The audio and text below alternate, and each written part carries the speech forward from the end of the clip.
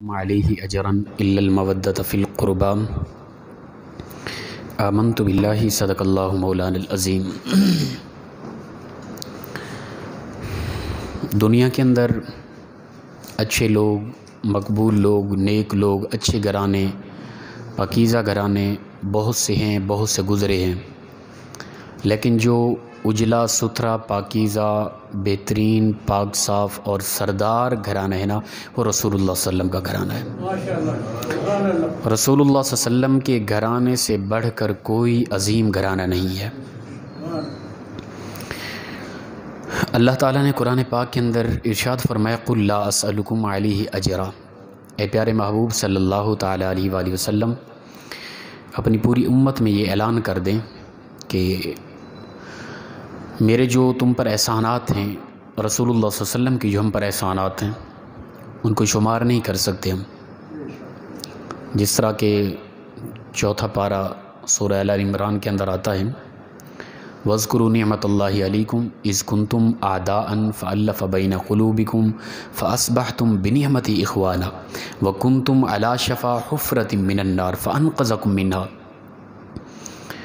اللہ تعالیٰ فرماتے ہیں، اس طرح مفہوم اس طرح سمجھیں کہ اللہ تعالیٰ فرماتے ہیں ہماری اس نعمت کو یاد کرو کہ اس نعمت و نعمت سے مراد رسول اللہ صلی اللہ علیہ وسلم کی ذات مبارکہ ہیں کہ اس نعمت کے آنے سے پہلے تم گمراہ تھے، تم دین سے دور تھے، جہنم کے کنارے پر تھے، ایک دوسرے کے دشمن تھے، انسانیت بالکل نہ تھی، اصول زندگی کوئی نہ تھا، جینے کا طریقہ سلیقہ کوئی نہیں تھا، انسانیت بالکل ختم ہو چکی تھی، انسانی روپ میں درندگی بس رہی تھی۔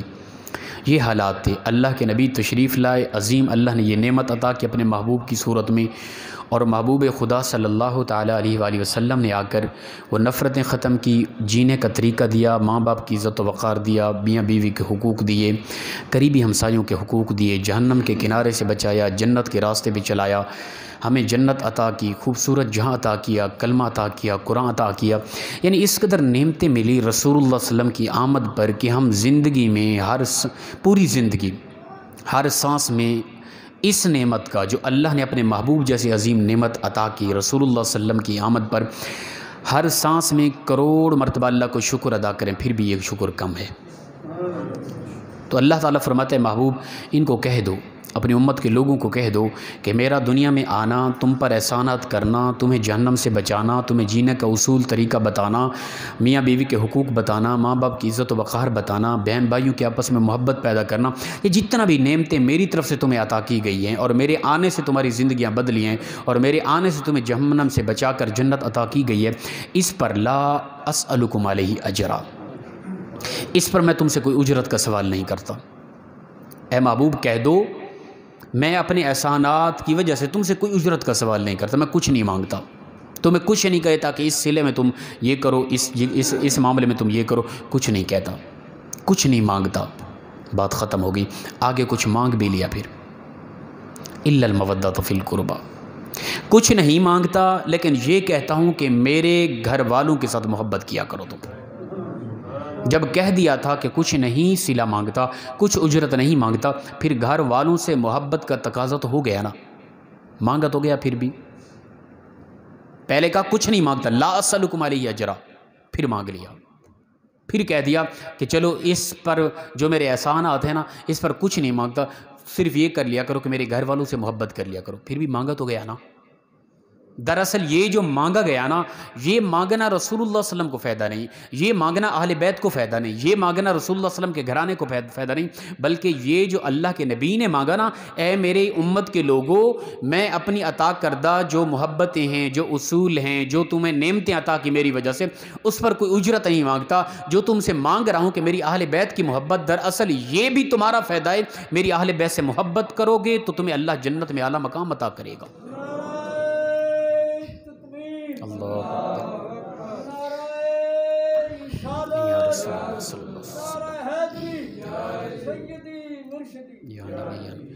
تو یہ مانگنا دراصل یہ ہم سے مانگنا نہ تھا، یہ بھی دراصل کچھ عطا کرنا تھا۔ اہل بیت کی محبت کا جو تقاضا کیا گیا پہلے کا اجرت نہیں مانگتا، پھر جو مانگا یہ دراصل مانگنا نہ تھا، یہ بھی دراصل عطا کرنا تھا۔ اے میری امت کے لوگوں، میری محبوب، میری آل کی، میرے اہل بیت کی، میرے گھر والوں کی محبت اپنے دلوں میں پیدا کرو۔ یہ جو محبت کا میں کہہ رہا ہوں، یہ دراصل تمہیں کچھ عطا کیا جا رہا ہے، تمہاری دنیا اور آخرت خوبصورت ہوگی۔ اور اس کے اندر ہے الا المودۃ فی القربی، مودت اور محبت یہ دونوں لفظ عربی میں استعمال ہو سکتے ہیں، ان کے اندر تھوڑا سا فرق ہے۔ الا المحبۃ فی القربی بھی آ سکتا تھا، معنی پھر بھی وہی بنتا تھا، لا اسألکم علیہ اجرا، تم سے کوئی اجرت نہیں مانگتا، الا المحبۃ فی القربی، مگر یہ کہ تم میری اہل بیت کے ساتھ محبت کیا کرو، معنی یہ بنتا تھا۔ لیکن مودۃ فی القربی لفظ کا، لفظ مودت اور لفظ محبت ان دونوں کا معنی محبت بن رہا ہے، لیکن ان کے اندر فرق بڑا ہے۔ محبت ہوتی ہے عام محبت، لیکن جو مودت ہوتی ہے وہ عام محبت نہیں ہوتی۔ محبت کے بغیر زندگی ممکن ہے، لیکن مودت کے بغیر زندگی ناممکن ہے۔ اس کی مثال میں آپ کو سمجھا دیتا ہوں۔ میرے والد محترم موجود بیٹھے ہیں، میرا باپ مجھ سے پیار کرتا ہے، 3 مہینے 4 مہینے نہیں ملتے، ان کی دعائیں ہیں، وہ دعاؤں میں یاد رکھتے ہیں، ہمیشہ یاد رکھتے ہیں، ان کو یاد بھی آتی ہے، میں بیٹا ہوں، میرے باپ ہیں، مجھے بھی یاد آتی ہے، لیکن جدائی میں 4 مہینے زندگی چل رہی ہے۔ یہ ہے محبت۔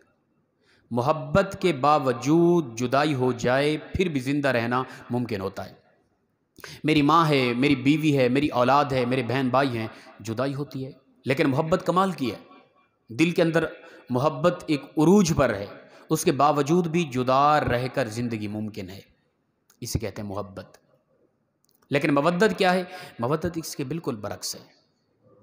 مودت یہ ہے کہ جس کے بغیر جینا ممکن نہ ہو، میں سانس لے رہا ہوں، مجھے میری سانس سے مودت ہے، میں اپنے باپ کی جدائی کے بغیر ممکن ہے جی سکتا ہوں، سانس کے بغیر زندگی ممکن ہے نہیں، مجھے میری سانس سے محبت جو ہے نا، یہ مودت والی محبت ہے، ایسی مودت ہے کہ اس کے بغیر میرا جینا ناممکن ہے۔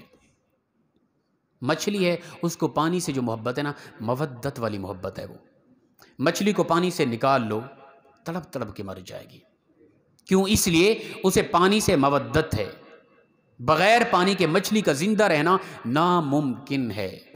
اللہ نے کیا فرمایا؟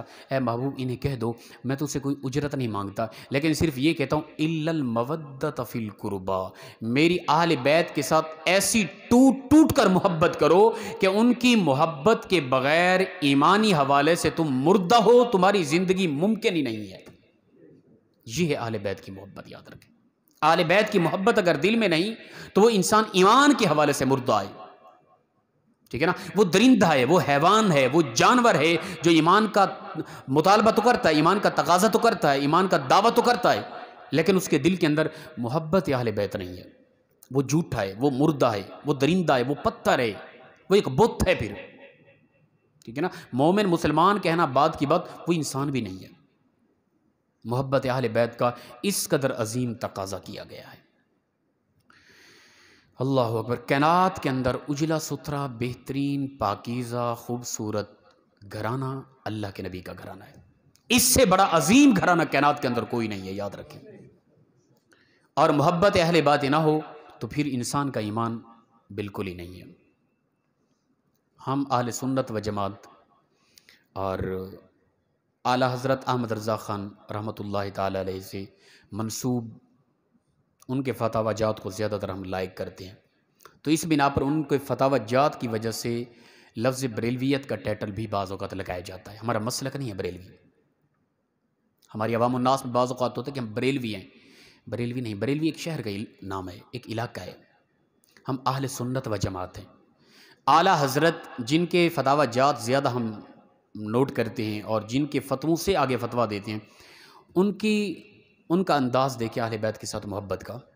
ایک آیت آپ نے سنی ہے، احمد رضا خان فاضل بریلی علیہ الرحمہ، آپ کچھ مریدوں کے ہاں پہنچے ایک دعوت پر، اور اس دور میں یہ ہوتا تھا کہ سواریاں تو نہیں ہوتی تھی آج کل جس طرح ماڈرن دور ہے، گاڑیاں کاریں اپنا مختلف قسم کی سواریاں ہیں، یہ نہیں تھا۔ اس دور کے اندر یا تو اونٹ گھوڑے ہوتے، گدھے ہوتے، یہ سواریاں، یہ پالکیوں کا سسٹم تھا، پالکیاں بنائی جاتی اور مزدور جاتے وہ ان کو پیر صاحب آتے یا کوئی بھی بڑا آدمی آتا اس پالکی میں بٹھا کے اٹھا کے لے آتے۔ اعلیٰ حضرت احمد رضا خان فاضل بریلوی رضی اللہ تعالیٰ عنہ، آپ کچھ مریدوں کے یہاں پہنچے، کوئی پروگرام تھا، تو ان مریدوں نے استقبال کے لیے دور تک پالکی رکھی اور کچھ مزدوروں کو بھیجا کہ وہاں سے اعلیٰ حضرت کو لے کے آنا ہے۔ تو مزدور پہنچے وہاں پہ، اعلیٰ حضرت علیہ الرحمہ کو پالکی میں بٹھایا تو اٹھایا، 4 لوگ تھے، اٹھا کے لے کے آ رہے ہیں، چند قدم چلے ہی تھے اعلیٰ حضرت نے آواز دی، فرمایا نیچے رکھو۔ نیچے رکھا گیا، فرمایا تم میں سے کوئی سید زادہ تو نہیں ہے؟ یہ ہوتے ہیں ایمان والے لوگ، خوشبو سے محسوس کر لیتے ہیں کوئی اللہ کے محبوب صلی اللہ علیہ وسلم کا کوئی بیٹا موجود ہے ان کے اندر۔ ایک مزدور تو اس نے کہا حضرت میں آل رسول میں سے ہوں، سید زادہ ہوں۔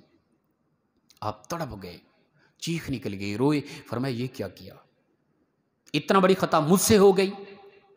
آپ نے پگڑی مبارک اتار کے ان کے قدموں میں رکھی، فرمایا مجھے معاف کر دینا، آپ اللہ کے نبی کی اولاد میں سے، مجھے خبر نہ تھی کہ یہ جسارت مجھ سے ہو گئی کہ میں پالکی میں بیٹھا ہوں، رسول اللہ صلی اللہ علیہ وسلم کا بیٹا اٹھا رہا ہے۔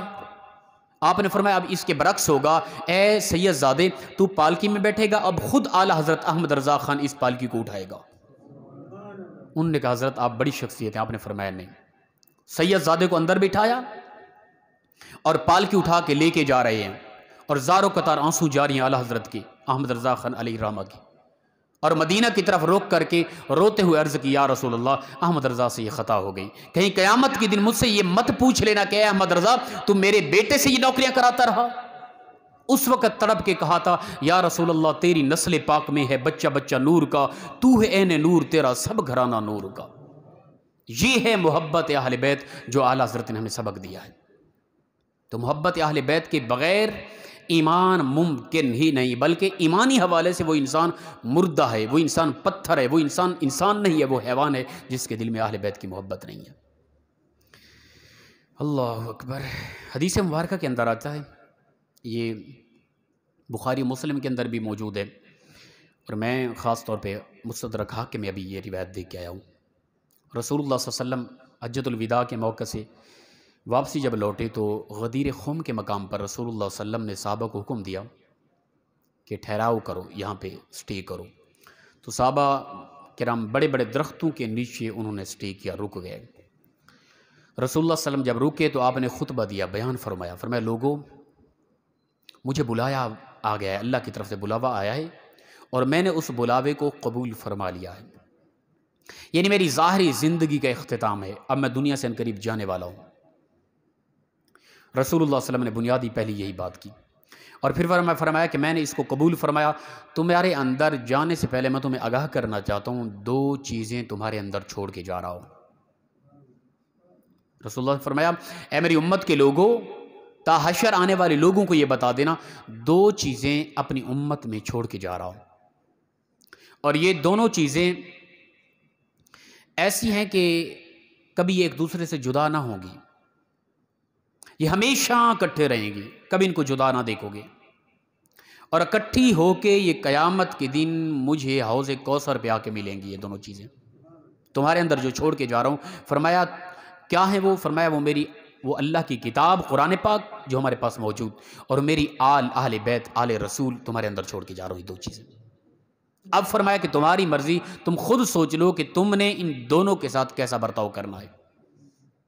یہ غدیر خم کے مقام پر رسول اللہ صلی اللہ علیہ وسلم صحابہ کرام کو خطبہ دے رہے ہیں، 2 چیزیں چھوڑ کے جا رہا ہوں، مجھے بلاوا آ گیا، میں نے اس بلاوے کو قبول کر لیا، اب میں جانے والا ہوں، تمہارے اندر 2 چیزیں چھوڑ کے جا رہا ہوں، اور دونوں چیزیں الفاظ ہیں، دونوں چیزیں ایک دوسرے پر بھاری ہیں۔ اللہ کا قرآن اور میری آل دونوں ایک دوسرے پر بھاری ہیں، تمہارے اندر چھوڑ کے جا رہا ہوں، اور یہ دونوں کبھی ایک دوسرے سے جدا نہ ہوں گی۔ اور یہ بڑی ایک علامت ہے سید زادوں کی کہ وہ قرآن سے محبت رکھتے ہوں گے۔ آج کل یہ بھی خلل ہے نا بڑا، کئی ساتھی پوچھ رہے ہوتے ہیں حضرت کیا علامت ہے سید زادے کی، کیونکہ آج کل کوئی ساتھی ایسے ہیں نا جنہوں نے یہ دعویٰ کر رکھا ہے شہرت عزت کمانے کے لیے، دولت کمانے کے لیے۔ سید زادہ جو گھرانہ ہوگا نا، اس کی توجہ دولت کی طرف نہیں ہوگی، سخی گھرانہ ہوگا وہ، جس قدر غریب ہوگا نا سخی ضرور ہوگا۔ یہ سید کائنات کی اولاد کی ایک خاص وصف ہے، یاد رکھیں۔ تو یہ بھی پریشانی ہے کہ کس طرح پیش آنے کہ آئے روز نظر آتے ہیں کہ ان کی کوئی اوٹ پڑنگیاں عجیب ہوتی ہیں، پھر وہ کہتے ہیں کہ ہم آل رسول سید زادے ہیں، لیکن ہم پھر بھی احترام کریں ان کا۔ اگر کوئی جھوٹ بھی بول رہا ہے نا، اس جھوٹے کا بھی احترام کریں۔ وہ یہ ٹائٹل تو لگا رہا ہے نا اپنے ساتھ، کہہ تو رہا ہے، کہیں ایسا نہ ہو کہ رسول اللہ صلی اللہ علیہ وسلم کہہ دیں کہ انہوں نے اگرچہ جھوٹ بولا تھا لیکن نسبت تو ہماری تھی نا، تم تو ادب کرتے نا، پھر بھی ہم ادب کریں۔ لیکن ان کے اس ٹائٹل لگانے کی وجہ سے، ان کی اوٹ پٹانگیاں اور عجیب خرافات کی وجہ سے ان کو ہائی لائٹ کریں گے، ہم پکڑیں گے۔ یہ نہیں کہ جو اپنے آپ کو سید کہہ کے پھر جو چاہیں کرتے پھریں، نہ۔ اللہ کے نبی نے اپنی بیٹی کو بھی روک دیا تھا، فرمایا یہ نہیں سمجھنا کہ میں اللہ کے نبی کی بیٹی ہوں، جواب تو نے بھی دینا ہے۔ کنہیں کہا سید کائنات، پوری کائنات کی سردار ہیں جو، اور جنت کی تمام خواتین کی سردار ہیں جو، جن کے متعلق اللہ کے نبی نے فرمایا میری امت کے لوگوں سن لو، میری بیٹی فاطمہ الزہرا میرے جگر کا ٹکڑا ہے۔ اس بیٹی کو کہا بیٹا کہ اعمال کے حوالے سے پیچھے نہیں ہٹنا۔ تو لہٰذا ہم نے مین جو علامت دیکھنی ہے نا آل رسول میں، سید زادوں میں، اللہ کے نبی فرماتے ہیں دو چیزیں چھوڑ کے جا رہا ہوں اور دونوں ایک دوسرے پر بھاری ہیں اور یہ کبھی ایک دوسرے سے جدا نہ ہوں گی، یہ مین علامت ہے۔ آل سید زادہ ہو، قرآن کا پتہ ہی نہ ہو، پھر ہم خدشہ ہمیں، پھر ہمیں ڈاؤٹ ہے، پھر معذرت۔ ادب پھر بھی کریں گے، تم نے کہہ دیا یہ، لیکن قرآن سے تمہارا تعلق نہیں، قرآن سے تمہیں محبت نہیں ہے، اور تم عجیب طرح کی اوٹ پٹانگیاں اور عجیب طرح کے معاملات اور عجیب طرح کی تمہاری طبیعت ہے کوئی ایسی اور کچھ صحابہ کرام کے خلاف تمہاری طبیعت ہے، تو پھر معذرت ہی ہوگی۔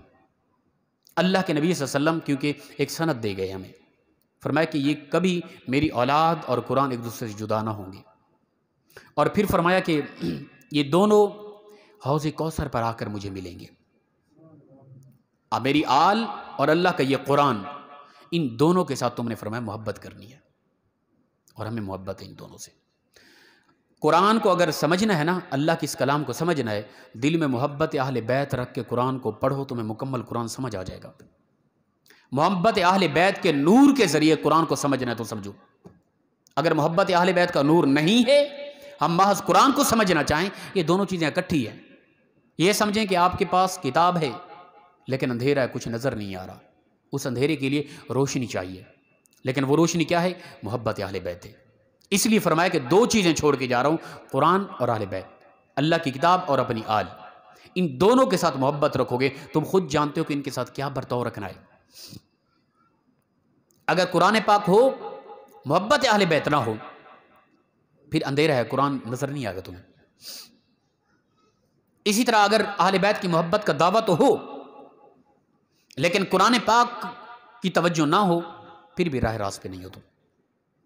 روشنی تو ہے لیکن روشنی کو، اس روشنی کے ذریعے جو دیکھنا تھا وہ تو نہیں نظر آ رہا۔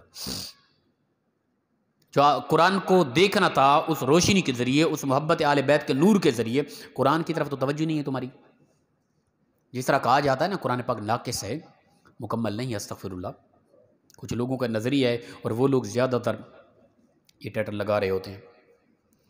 آپ نے دیکھا ہوگا یہی طبقہ زیادہ تر، پیچھے اگر تحقیق کریں تو پتہ چلتا ہے نہیں یہ تو فلاں فلاں ہیں، آگے آ کے انہوں نے یہ دعویٰ کیا ہوا ہے۔ تو اللہ پاک ہدایت دے ایسے لوگوں کو۔ تو رسول اللہ صلی اللہ علیہ وسلم نے یہ خطبہ دینے کے بعد ساتھ ہی اللہ کے نبی صلی اللہ علیہ وسلم نے فرمایا سن لو، اللہ میرا مولا ہے اور میں ہر مومن کا مولا ہوں۔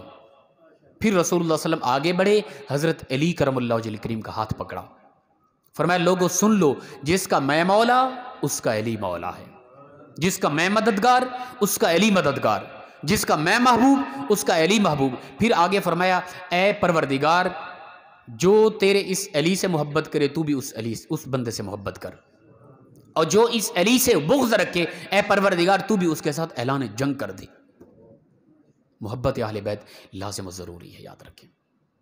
اچھا، متنازع آل رسول نہیں ہے، متنازع بنا دیا گیا صحابہ کو۔ اس لیے بعض اوقات، کیونکہ کل ہمارا جو موضوع تھا عظمت صحابہ، وہ آپ دیکھ سکتے ہیں نیٹ پہ، تو متنازع صحابہ کو بنایا گیا، آل رسول کو نہیں بنایا گیا متنازع۔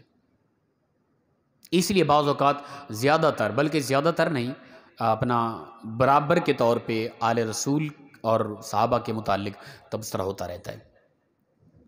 متنازع بنانے والے لوگ کم عقل ہیں، شرارتی لوگ ہیں۔ صحابہ و اہل بیت کے متعلق کوئی تنازع نہ تھا، ان کی محبتیں تھیں، ان کا پیار تھا۔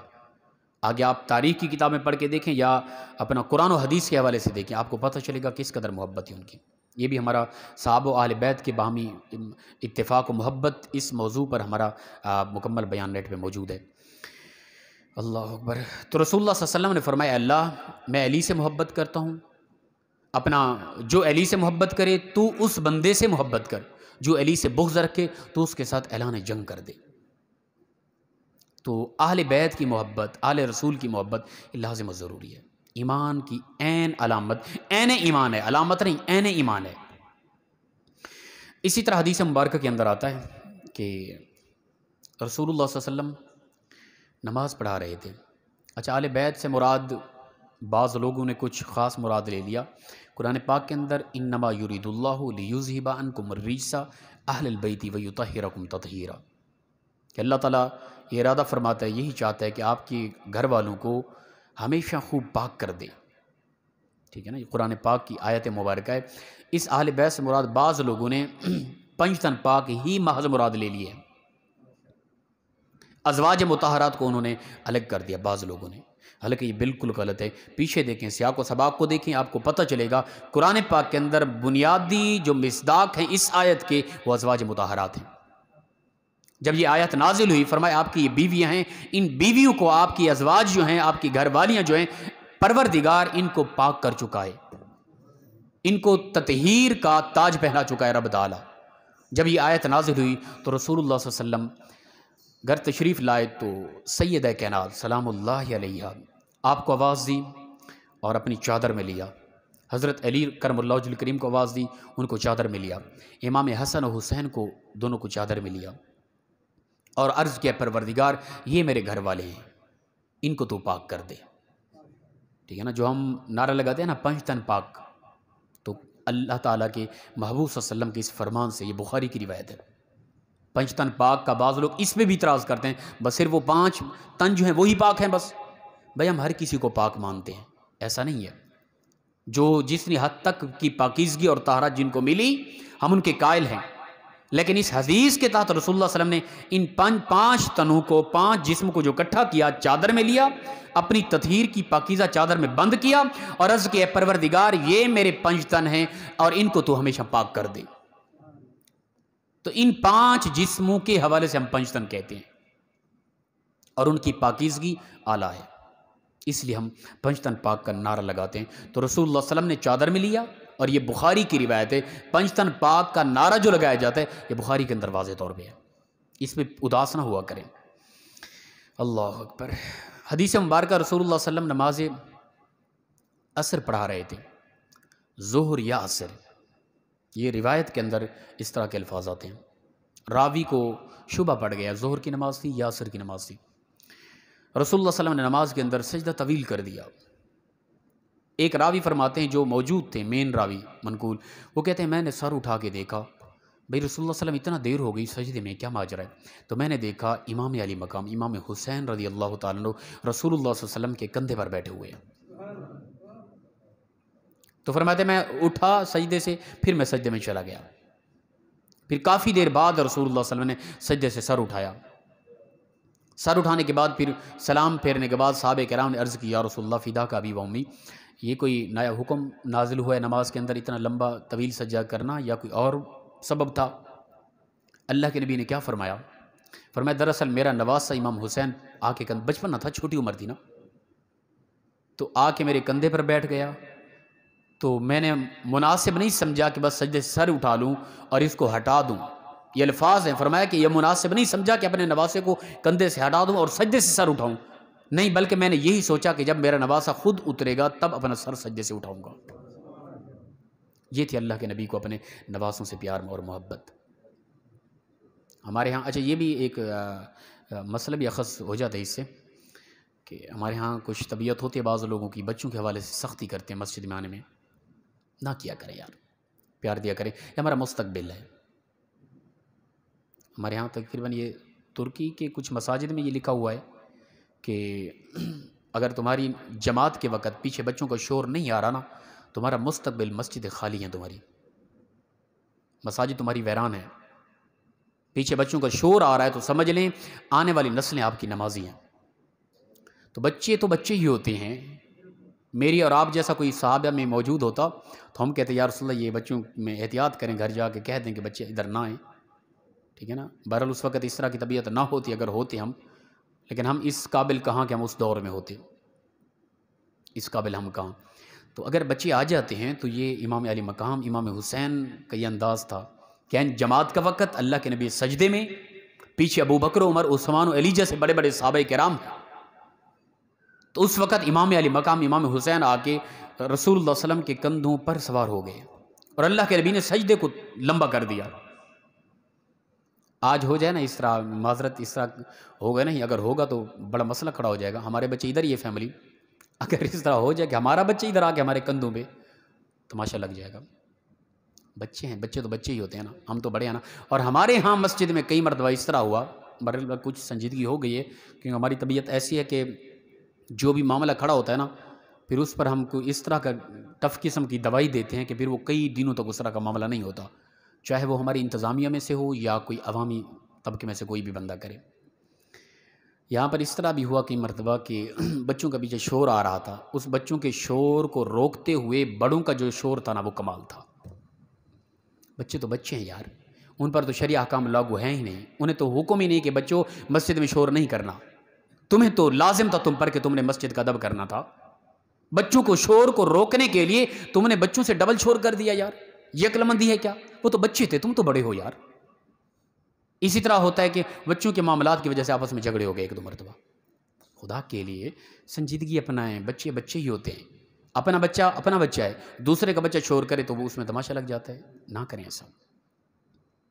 حضرت امام علی مقام امام حسین پہ پہلے اعتراض اٹھائیں. اگر کسی کے بچے پہ اعتراض اٹھانا ہے نا پہلے امام حسین کا دروازے پہ دستک دیں.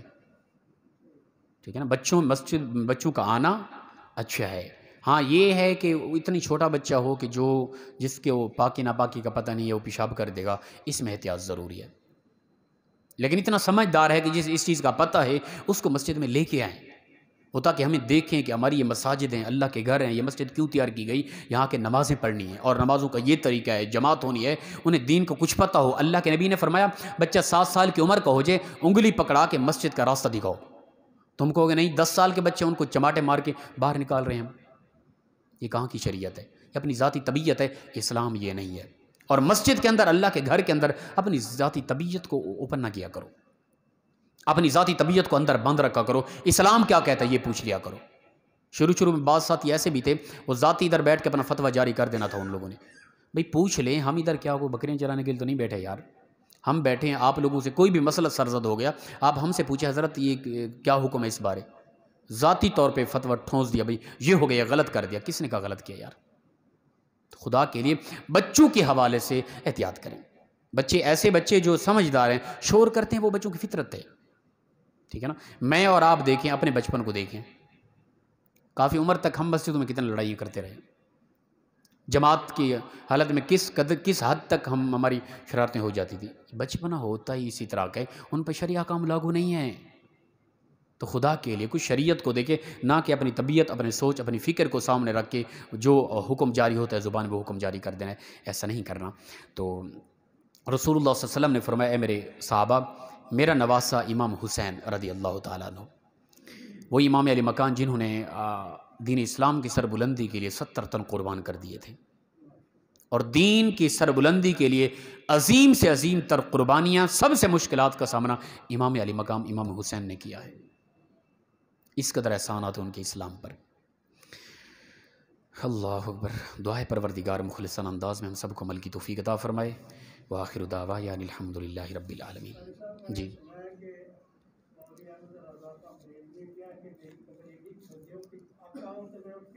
کیا بات. اسی طرح ہے جی، آتا ہے ان کے ہاں اعلیٰ حضرت نے یہی فرمایا تھا کہ میری اندر کی قبر اتنا گہری کھودیں کہ بندہ کھڑا ہو سکے. پوچھا گیا حضرت وجہ کیا ہے، اتنا گہری کیوں کھدا رہے ہیں، کوئی شرعاً لازم تو نہیں اس طرح؟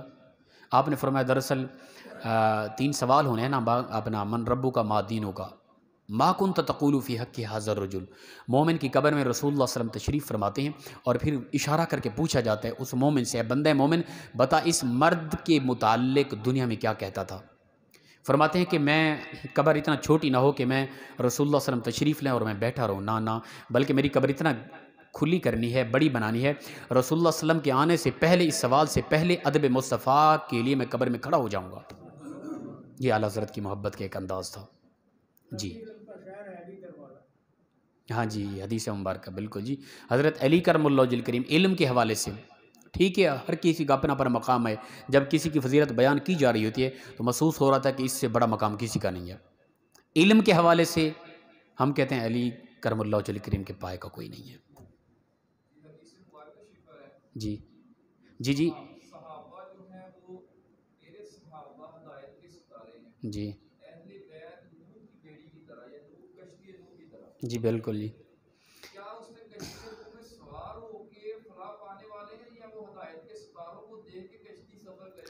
اصل یہ دونوں چیزیں ہی منزل کی طرف جا رہی ہیں، ٹھیک ہے نا، منزل تک پہنچنے کے لیے دونوں چیزوں کا ہونا ضروری ہے۔ کشتی نہیں ہے، بغیر کشتی کے ستاروں سے راستہ دیکھ کر کس طرح ممکن ہے صورت کہ بندہ سمندر دریا کراس کر سکے؟ کشتی تو ہو لیکن ستارے نہ ہوں، آج کل تو نہیں ہے وہ ماحول، اس دور کے حوالے سے مثال دی گئی تھی، ٹھیک ہے نا۔ میری آل فرمایا کشتی نوح کی مانند ہے، میرے صحابہ ستاروں کی مانند ہے، ٹھیک ہے نا۔ ستاروں کو دیکھ کر لوگ راستہ تلاش کرتے، بھئی ادھر اس طرف راستہ جا رہے، ہماری منزل اس طرف ہے۔ اور کشتی پر رات کو جو کشتیاں جاتی تھی وہ کنارے کس طرح لگتی تھی؟ ستاروں کو دیکھ کر۔ تو اہل بیت کشتی کی مانند، صحابہ ستاروں کی مانند، دونوں لازم و ضروری ہیں منزل تک پہنچنے کے لیے، یاد رکھیں۔ کشتی نہیں تب بھی انسان غرق، ستارے نہیں تب بھی انسان بھٹک گیا، راستہ بھول گیا سمندر میں، وہ بھی غرق۔ دونوں لازم و ضروری ہیں، یاد رکھیں۔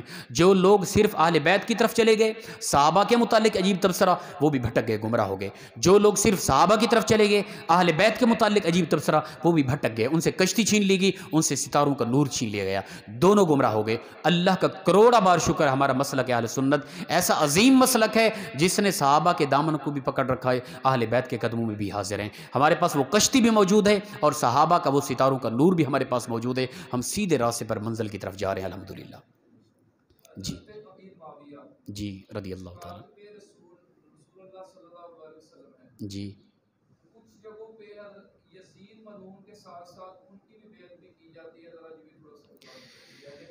اللہ اکبر۔ اللہ تعالیٰ نے قرآن پاک کے اندر فرمایا نا وَكُلًّا وَعَدَ اللَّهُ الْحُسْنَىٰ، کہ پروردگار نے تمام صحابہ کے ساتھ جنت کا وعدہ کر رکھا ہے۔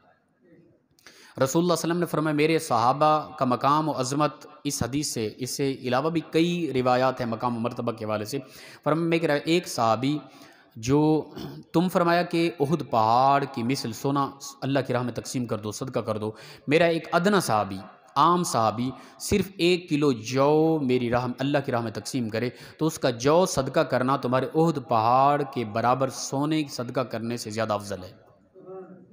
اور صحابی کہتے ہیں جس نے ایمان کی حالت میں اللہ کے نبی کی صحبت اختیار کی ہو اور پھر ایمان کی حالت میں چلا گیا ہو، چاہے وہ زندگی کا ایک لمحہ ہی کیوں نہ ہو، وہ صحابی ہے۔ اور ایسا صحابی جس نے ایک لمحہ اللہ کے نبی کی صحبت اختیار کی، دنیا سے چلا گیا، نہ نماز، نہ قرآن، نہ حدیث، نہ جہاد، کچھ بھی نہ کر سکا، ایمان لایا، دنیا سے چلا گیا، ایسا انسان، ایسا صحابی کائنات کے تمام غوث، کتب، ابدال، علماء، شیخ الحدیث، پیران، کچھ بھی ہیں، سب سے وہ اعلیٰ ہے، افضل ہے۔ تمام غوث، کتب، ابدال مل کر اس کے قدموں کے نیچے آنے والی خاک کے برابر بھی نہیں ہو سکتے۔ اب کوئی کرے تبصرہ حضرت امیر معاویہ پر، اس کے عقل کی علاج کرنا چاہیے، یا اس کے خمیر میں مسئلہ ہے، اس کی بنیادیں غلط ہیں، ٹھیک ہے نا، اس کی ماں نیک نہیں ہے، معذرت کے ساتھ جو اس طرح کی بات کر رہا ہے، اگر اس کی ماں نیک ہے، ٹھیک ہے نا، یہ ناممکن ہے، بلکہ ایسا نہیں ہے، وہ اپنی حقیقت کو تلاش کرے کہ وہ کس طرح کا آدمی ہے جو صحابہ کے متعلق اس طرح کا تبصرہ کر رہا ہے۔ اللہ کے نبی کا جو دیدار کرتے رہے، جس نے 1 سیکنڈ کے لیے دیدار مصطفیٰ کیا، دنیا سے چلا گیا، کائنات کے سارے نیکوکار مل کر اس کے قدموں کے نیچے آنے والے خاک کے برابر نہیں ہو سکتے۔ اللہ فرماتا ہے محبوب آپ کے صحابہ کے گھوڑوں کے قدموں کے نیچے آنے والی اڑنے والی خاک کی قسم میں رب اٹھاتا ہوں، یہ مقام ہے صحابہ کا۔ اب آج کا کوئی وغیرہ اٹھ کے جس کی نہ شکل ہے نہ صورت ہے، اٹھ کے صحابہ پہ تبصرہ کرے اور حضرت امیر معاویہ پہ تبصرہ کرے، اس کے متعلق کیا کہہ سکتے ہیں؟ لا حول ولا قوت پڑھنے کے علاوہ ہمارے پاس تو کوئی چارہ نہیں ہے جی۔ اگر ان کے اختلافات تھے، یقیناً تھے، وہ کوئی مسلکی، کوئی شرعی، کوئی نظریاتی عقائد کے اختلافات نہ تھے، ٹھیک ہے نا، وہ نظام چلانے کے حوالے سے اختلافات تھے، اور نظام کی چلانے کے حوالے سے میرے ابا جی کے ساتھ اختلافات ہو جاتے ہیں، تو کیا کوئی باہر کا آدمی آ کے کہے گا نہیں جی میں تمہارا فیصلہ کروں گا، کوئی مجھے یا میرے ابا کو غلط کہے گا؟ نہ بھئی، یہ گھر کے معاملات ہیں، یہ صحابہ و اہل بیت کے یا صحابہ کے آپس کے اختلافات یہ معاملات کے تھے، سیاسی اختلافات تھے۔ ان اختلافات کی وجہ سے کوئی شرعی فتوے لگانا شروع کر دے، وہ انتہا کا اگلے درجے کا جاہل قسم کا آدمی ہے، اور جو صحابہ کے متعلق عجیب طرح کی بکواس کرتے اگلے قسم کا اور اگلے درجے کا کافر قسم کا آدمی ہے وہ، ٹھیک ہے نا۔ صحابہ کے حوالے سے کوئی کمپرومائز نہیں ہے۔ صحابہ کے ذریعے میں کل، کیونکہ عظمت صحابہ بھی تبصرہ تھا، کل یہ بات کر گیا، میں نے کہا کفر کی سب سے بڑا کفر کا حملہ اسلام پر کیا ہے؟ صحابہ پہ اٹیک۔ کیوں؟ اس لیے صحابہ کرام اسلام کے بنیادی نقل کرنے والے ہیں، صحابہ سے اسلام چلا۔ جب ہم حدیث کی سند پر بحث کرتے ہیں نا، حدیث کے راویوں کو دیکھتے ہیں، اگر 10 راوی ہیں نا ایک روایت کے، 9 راوی بالکل بہترین ہیں، ان کی زندگی میں کوئی خلل نہیں ہے، ایک راوی ایسا آ گیا جس سے زندگی میں ایک مرتبہ جھوٹ سرزد ہوا تھا، اس حدیث کو مجروح قرار دے دیا جاتا ہے، وہ حدیث پختہ نہیں ہوتی، اس پر جرح ہوتی ہے۔ اسلام کا سب سے بڑا اسلام پر کفر کا حملہ یہ ہے، صحابہ پہ تنقید کرو، اس لیے کہ صحابہ بنیادی نقل کرنے والے اسلام کے، جب صحابہ کی ذات متنازع ہو جائے گی، اسلام جڑوں سے کھوڑ دیا جائے گا، اسلام کا کیا بچتا ہے؟ تو یہ کفر کا بڑا حملہ ہے، صحابہ پہ عجیب تبصرہ۔ کوئی دکھائے کہ حضرت امیر معاویہ نے کسی صحابی کے ساتھ شرعی اختلافات کیے تھے، ان کا کلمہ ایک طرح کا، قرآن ایک طرح کا، وضو ایک طرح کا، نماز ایک طرح کی، ہر چیز ایک، کون سا اختلاف تھا؟ معاملات میں اختلاف تھے، ہو جاتے ہیں وہ تو، کس کے اختلاف معاملات میں نہیں ہوتے بتائیں؟ آپ بیٹھیں جتنا بھی، آپ کا ہر بندے کے ساتھ معاملات میں اختلاف ہوگا، گھر کے اندر کتنے اختلاف ہوتے ہیں، پھر ان معاملات کے اختلافات کی وجہ سے آج کا ایک غلیظ قسم کا انسان آ کے ان صحابہ کرام کو جو ہدایت کے نور چشمہ ہیں، جن کے ذریعے اسلام قرآن ہم تک پہنچا، جو اللہ کے نبی صلی اللہ علیہ وسلم جنہیں اپنے صحابہ کو ستاروں کے مثل کہہ رہا ہے، جو ہمارے لیے راہ ہدایت کا ایک سرچشمہ ہے، ان کے متعلق آج 1450 سال بعد آنے والا ایک اجمی ہو کے ان کے متعلق تبصرہ کرے، اب اس کے متعلق کیا کہہ سکتے ہیں؟ اللہ پاک ہدایت دے ایسے لوگوں کو۔ جی جی جی ہاں جی، قرآن پاک تو پورا 23 سال زندگی میں نازل ہوتا رہا ہے۔ رسول اللہ صلی اللہ علیہ وسلم جب اعلان نبوت فرمایا نا، نزول کے حوالے سے سب سے پہلی صورت اقرا بسم ربک الذی خلق یہاں سے شروع ہوا ہے، تو رسول اللہ صلی اللہ علیہ وسلم آخری، یعنی زندگی کے آخری لمحات تک قرآن پاک نازل ہوتا رہا۔ آخری آیت الیوم اکملت لکم دینکم، ٹھیک ہے نا، سورہ المائدہ اس کی کوئی اپنا تیسری آیت ہے، یہ آخری آیت ہے، اور یہ 30 سالہ زندگی نبوت کے پیریڈ میں، یعنی مختلف انداز میں جب ضرورت ہوتی جس احکام کی، وہ حکم نازل ہوتا قرآن پاک کا، 30 سالہ عرصے میں قرآن پاک مکمل ہوا ہے۔ جی جی جی جی، اور کوئی حکم؟ جی